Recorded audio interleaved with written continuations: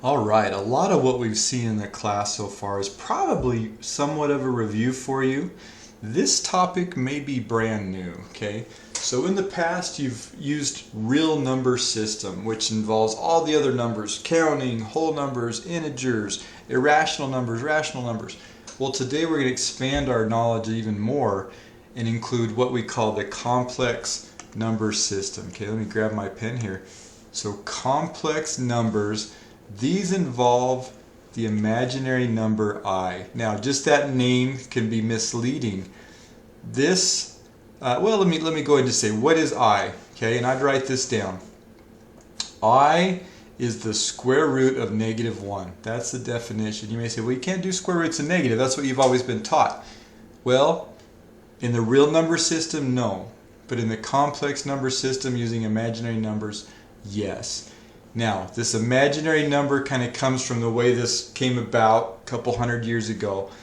But imaginary numbers are used every day. There are very real applications out in the world. There are people that use these. And the lesson's going to talk about some of those. So these are very real. They have very real purposes. So that's why we're talking about it. Okay, let's go talk about them a little bit.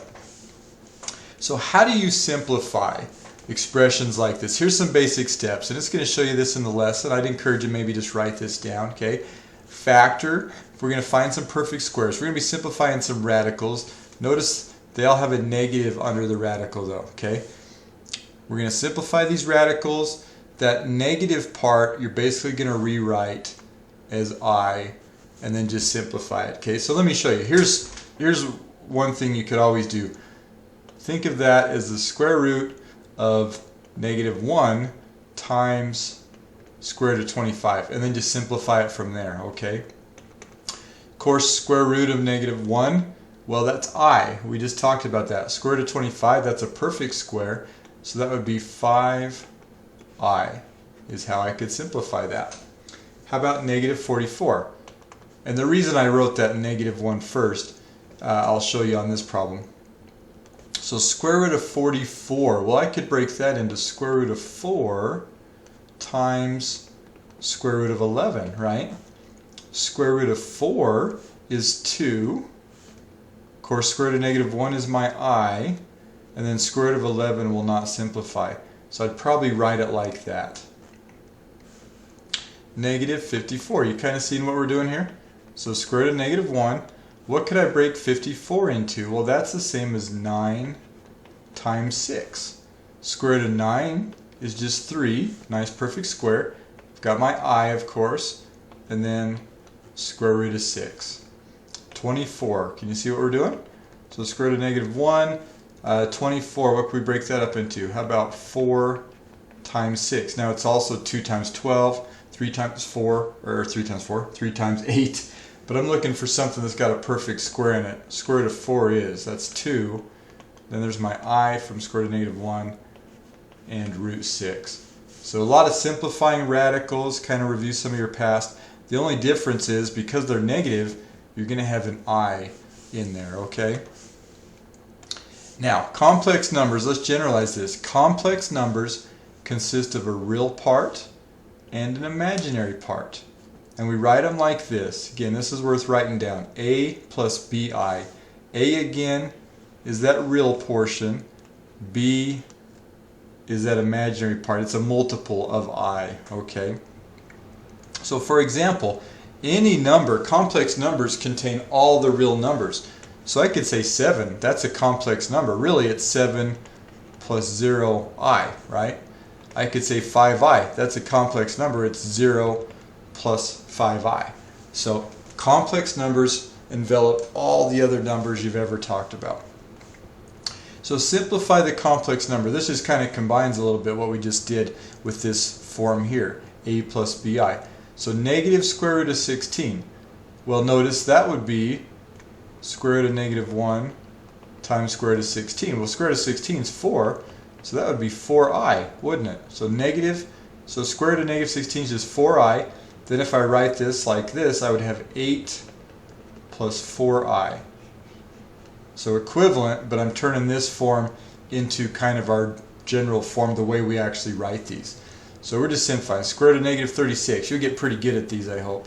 So of course that's negative 1 times 36. And you don't have to write these out every time. Once you get a good feel for these, of course square root of 36, and that's I. So square root of 36 is 6. So this is 10 plus 6i. Again, why am I writing the 10 first? Because that's the way we do it. The real part and then that multiple of I. How about this one? Negative 64. Hey, that's 8i. Can you see how I did that pretty quick once you get a feel for these? Just 64. The negative is going to be the I, and then square root of 64. How do you graph complex numbers? You can't graph them on the xy coordinate plane because they don't exist there. But they exist in what we call the complex number plane. All right, not a huge deal here. But the real part is here along the horizontal axis, kind of our traditional, what we would think the x-axis. The imaginary part is here on the vertical axis. So not a y-axis, but the imaginary axis.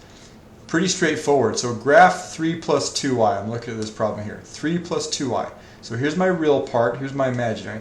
So just go over to 3, that's the real part, go up 2, and it's just a dot, basically. That is 3 plus 2y.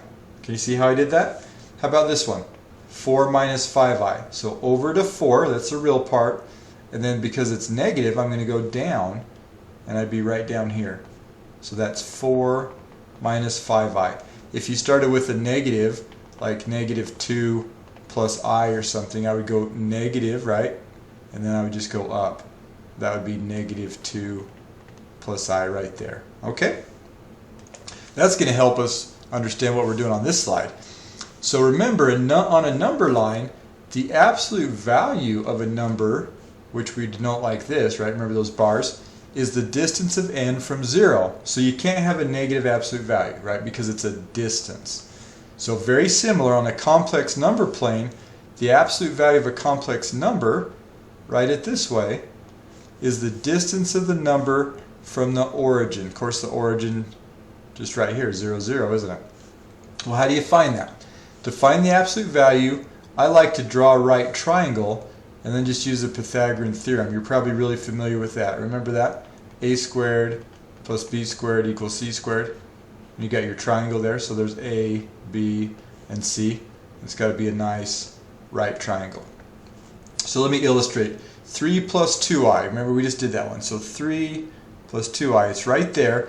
What's its absolute value? Well, that's asking how far away... Whoa, that was not a very straight line. Okay, let me try that again. How far away is that from 0? How long is this line basically? Well, just make a right triangle. Drop straight down. Hey, that's a right triangle. This side is 2 high, and this side has a length of 3, and I want to find my hypotenuse. I'll just call it h here, all right? Or we could use a c to kind of match my triangle here. So basically, 2 squared plus 3 squared equals h squared. Of course, I'm going to do the square root of that, right, to get rid of that. So what do we got? Square root of 4 plus 9, so that's 13.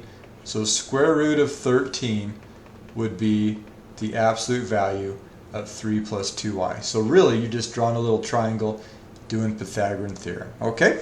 So again, probably a new topic, but take your time going through the lesson, work the examples out, and of course, if you have questions, don't hesitate, reach out to your instructor.